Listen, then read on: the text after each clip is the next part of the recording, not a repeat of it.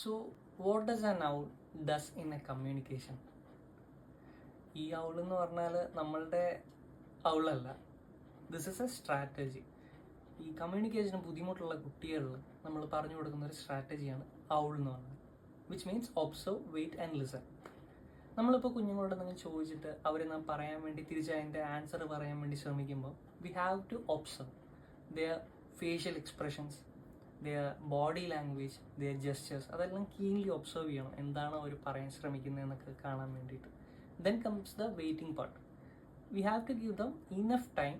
പതുക്കെയാണെങ്കിലും ഒരു പറഞ്ഞോട്ടെ, ഒരിക്കലും നമ്മൾ അർജൻസി കൂട്ടരുത്. Then comes the most important part, listening.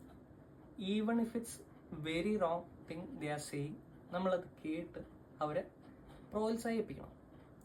എന്നാൽ മാത്രമേ അവരുടെ കോൺഫിഡൻസ് ബൂസ്റ്റായിട്ട് അവർക്ക് പിന്നീട് കമ്മ്യൂണിക്കേഷനിൽ നല്ല ഇമ്പ്രൂവ്മെൻറ്റും കാര്യങ്ങളും വരുള്ളൂ. So this is what owl does in A communication.